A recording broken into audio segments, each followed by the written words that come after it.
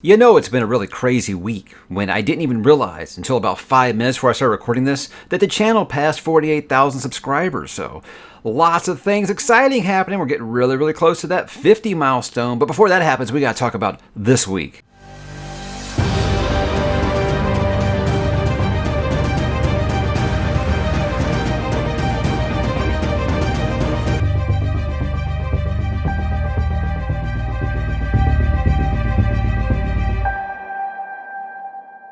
Hey, what's up, bookworms? Mike back with another weekly update as we are officially into July. We are halfway done with the year of 2021 at this point. But before we move on to July, we got to kind of talk about this past week and wrap up kind of June here. So let's do what we always do, guys. Let's get into what am I reading. I finished Ellies Story. Yes, I know how to say it now. Ellies Story. And I got some thoughts. Now, the Into the Multiverse for this isn't going to be for a long time, guys. So I feel like I can go ahead and give you my thoughts a little bit now, non-spoilery. I'm going to put this in as gentle a way as possible. And this goes especially for those people who tell me that, oh, well, you always think every Stephen King book is great. This would be one of my bottom third Stephen King books. If it wasn't Stephen King, I probably would have DNF'd it.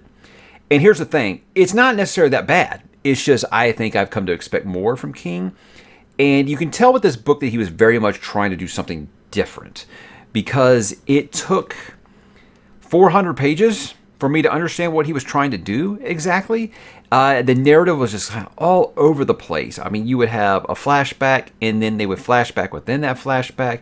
It got to a point where it was that problem I have with Liza Lockman-Moore. It was like a narrative structure problem. I felt like you needed an editor to step in and be like, let's get this timeline a little more focused. Now, obviously, this is Stephen King. They're not going to do that to him. But it's something that I feel like, I don't know, it just kind of missed the mark for me. I think that Lacey and Scott are great characters. Jim is a really layered villain. It had a lot of beats that I liked. I love the ideas of Booyah Moon and all that. Really cool stuff. I feel like it could have been tighter and it could have been narratively just kind of rearranged to flow a little bit better, because it's a very back half heavy book. I don't think it's until you're the halfway point before you know what half of these made up words that he's using the whole book mean, and the payoff's pretty good. So look, the bottom third Stephen King book is probably going to be better for me than a lot of other authors' best book, but this one, it wasn't what I was kind of wanting. So yeah, I still would recommend, if you're a King fan, to give it a shot, because it might hit you a little differently. It's one that I wouldn't say it's a bad book. I would just say it's not one that I'm ever going to want to revisit. I'm not going to ever, 10 years from now, be like, oh, I'm going to reread Ellies Story. But I am still very much interested in watching the Apple TV adaptation, since it is written by Mr. King himself, and I want to see what he does differently, because I've heard there are quite some differences. So after that, guys, I went ahead and started my first book of July, which is Demon in White by Mr. Rocchio, and about 100 pages in. As you can see, 100 pages is barely a dent in one of these books, because they are mammoth. I think this is 784 pages. Really, Christopher? Really? Gosh. The thing is these books are very good, so it's fine. It's one of those things where it's like, I just finished all these big giant beast books, and now I've got a month off without another Malazan book. Oh, let's start off with an 800-page tome here. But it's all good. Like I said, Mr. Rocchio, very underrated talent, and I hope you will give his books a try. But I'm enjoying the way that this one has started off a lot more than I enjoyed the way that Howling Dark took off. I liked Howling Dark a lot. I just didn't think it passed Empire's Silence for me.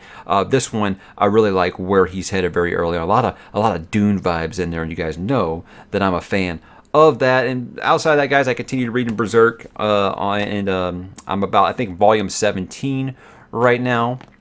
So I'm in the middle of the Conviction arc. So lots of ideas and things that he's trying to do a little differently after Golden Age, which I can appreciate. I didn't want to just kind of keep doing the same thing over and over again. It isn't good as the Golden Age was.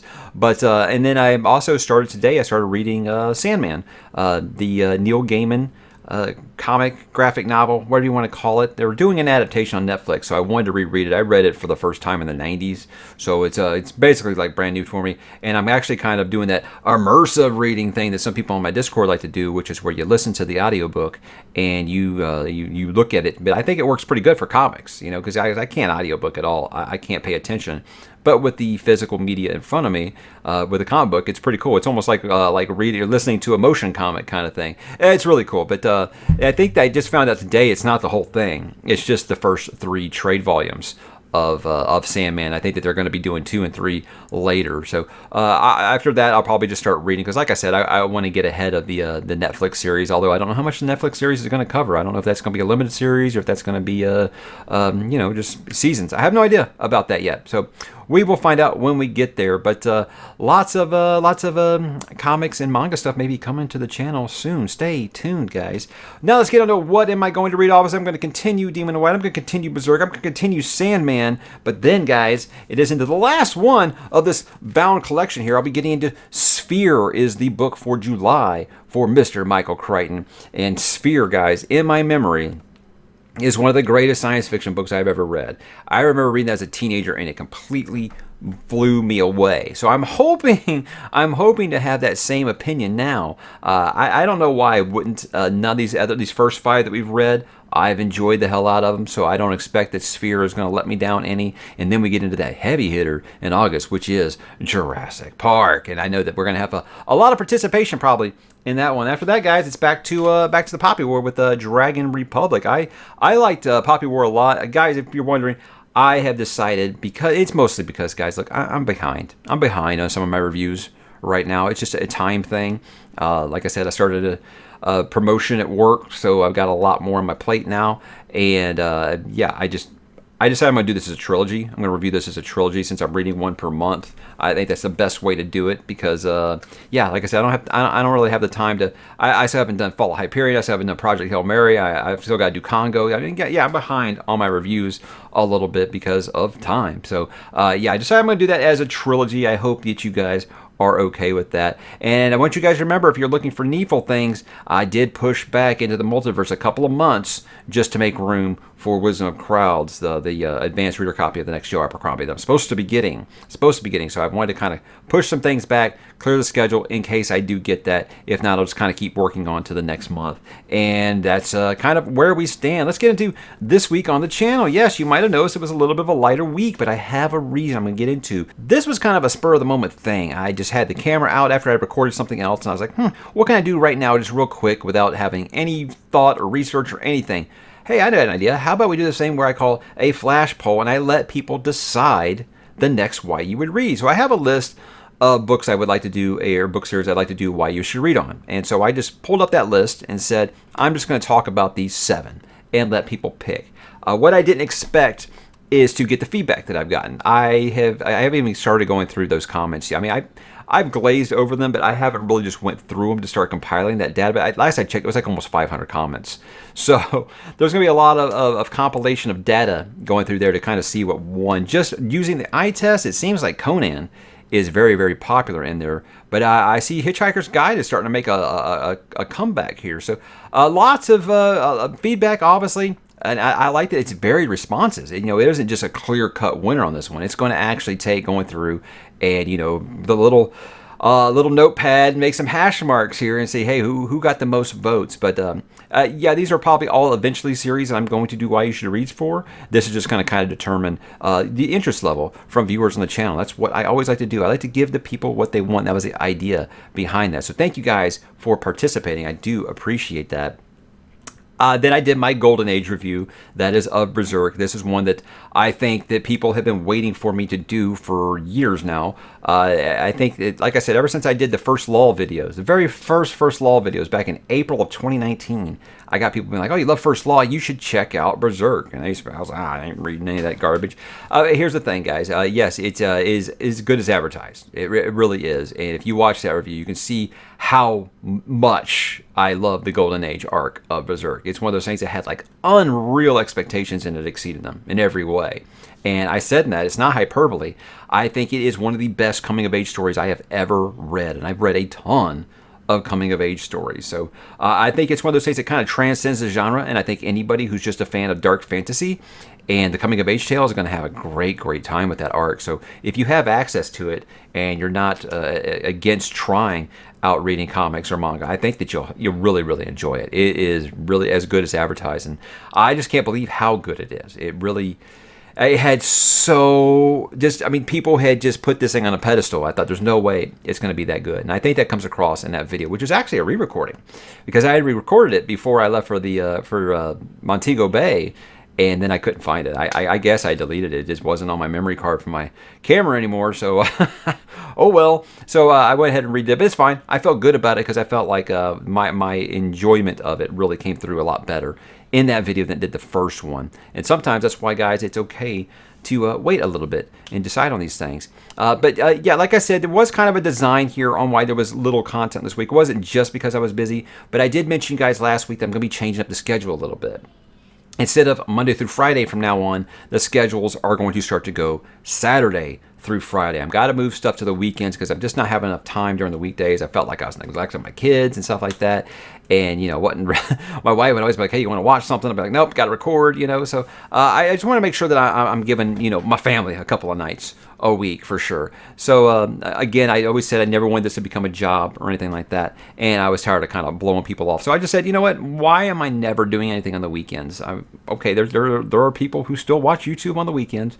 So like I said, it's going to start being Saturday through Friday now. So the weekly updates will be closing out the week that starts on Saturday from now on. But like I said, it should be the same amount of content. I just wanted to kind of roll some stuff over so we can start on the weekend this week. That way, yeah, like I said, it'll still be 3 to 4 videos per week. It will just be going Saturday through Friday from now on. So, guys, we'll expect a little bit more next week. There was something I participated on that wasn't on my channel, but I definitely want to give it a shout out to Philip Chase. If you guys watch this channel, you probably know who Philip Chase is because I talk about him constantly. That's my personal favorite booktuber, and we had what we call a palaver, which is for Dark Tower, and talking about Stephen King's magnum opus. And Philip just finished book 3, so he had a couple of guests on. Sarah from Sarah Reads, great YouTube channel. If you guys haven't subscribed, I'm going to put a link to her channel. I hope you guys will check out her stuff.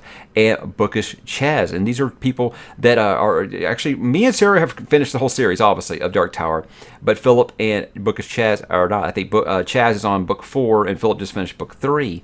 So what we did for the first half of that video is we talked non-spoiler, and there was a section where Philip asks, hey, if you're selling this series to somebody, non-spoiler, how would you do it? And I've had so many people that watch that be like, okay, I've been holding off on Dark Tower, but after that discussion, I'm really interested now. So pop over and check that out if you are at least even the tiniest bit interested in The Dark Tower by Stephen King. I definitely think you should read it. I mean, I've talked about it a lot on this channel, but there is Ka, and then there's everything else, guys. I hope you will check out that video. Let's talk about a little bit of next week plans. I know that these have kind of gotten rough lately.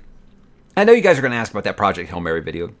Look, the problem with the Project Hail Mary video is not really the time thing. It's just I can't find out a way to talk about it without spoilers, and I've really been struggling with that. So it's the point now where I'm like, I don't even know if I'm going to do it. I have no idea how to talk about it without spoilers, unless I just flat out do a spoiler review. It seems like everybody's read it at this point by now anyway. And if you haven't, you should. You definitely should. So that one's just kind of like a stay tuned. We'll see when that actually comes. But ones that I do plan to do this week, I'm going to be doing my June wrap-up like I always do. June was actually a pretty good month for the channel, and I got to think, obviously, Berserk brought me a lot of new viewers that never would have watched this channel otherwise. So that's really fun. I'm glad they're here. I hope they will stick around for stuff that is more than just the manga stuff. I'll be doing my Summer 2021 TBR. That is for July, August, and September. Like I said, I know a lot of channels out there, they do TBR every month. Me, I like to plan so far ahead. There's no reason I shouldn't be able to do it by season. So I'll be doing July, August, and September. Obviously, things shuffled a little bit because we didn't expect to change Malazan from the spring TBR. We didn't expect to speed up that schedule. So that changed things just a little bit. But there are a couple of things on there I haven't really talked about yet that I think might be surprising to some people. So I'm excited to do that as always. Always fun to talk about books that you're going to read. And people always make the joke about, oh, yeah, like you ever stick to a TBR. I think I've stuck to it pretty good this year. We changed because of that Malazan schedule. That's the only reason that we've changed. I think for the last year, I've really stuck pretty hard to my TBR. I'll add stuff, but I usually don't take stuff away. An idea that I had, and then it turned out apparently it wasn't that good of an idea because everybody else has already done it on BookTube.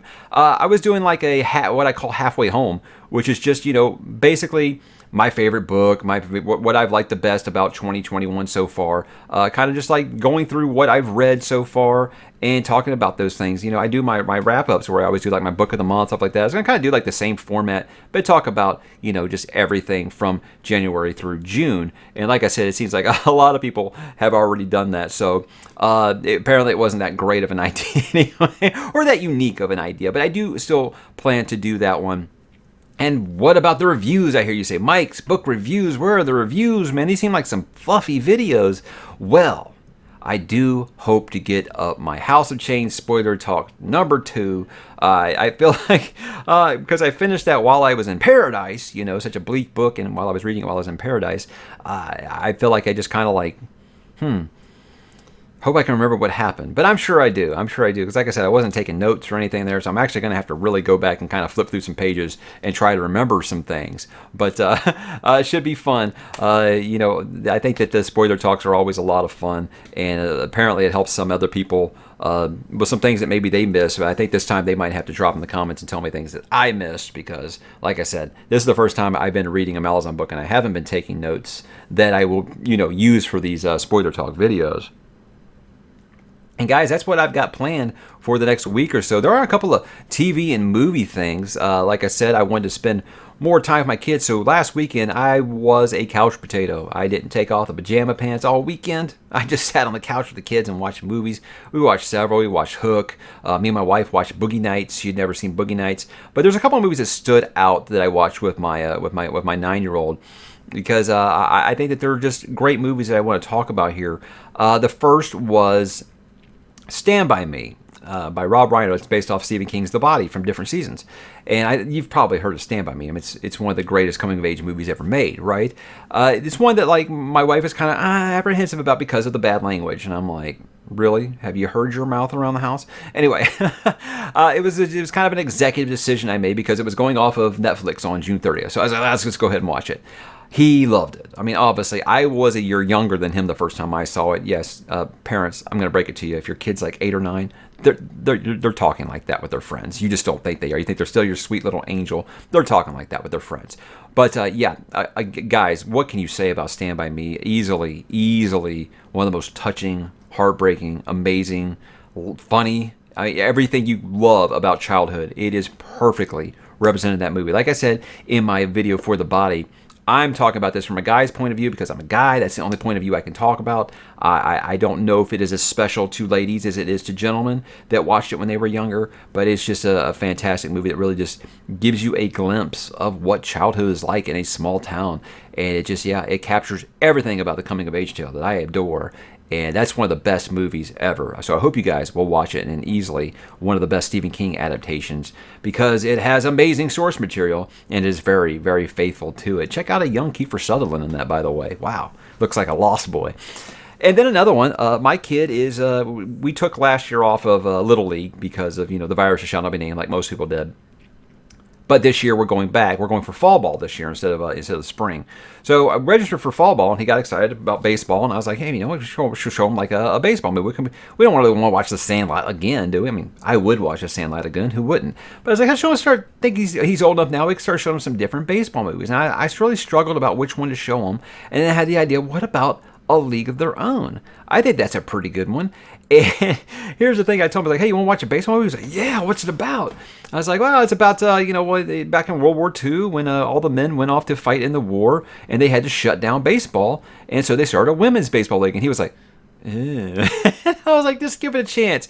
Yeah, he loved it. And that's because I don't think that there's another baseball movie out there with as much heart as A League of Their Own. I think I hate that term. Sometimes people are like, oh, it had a lot of heart, and they don't mean it. That movie really, really does. It is on perfect display, and I think it's one of Tom Hanks' most underrated roles ever. I mean, you always hear about Philadelphia, Forrest Gump, things like that. Catch Me If You Can, but you never hear anybody talk about A League of Their Own. He is fantastic as Jimmy Dugan in that, and that movie is just it's so powerful. It's easily one of the best baseball movies ever made, I think.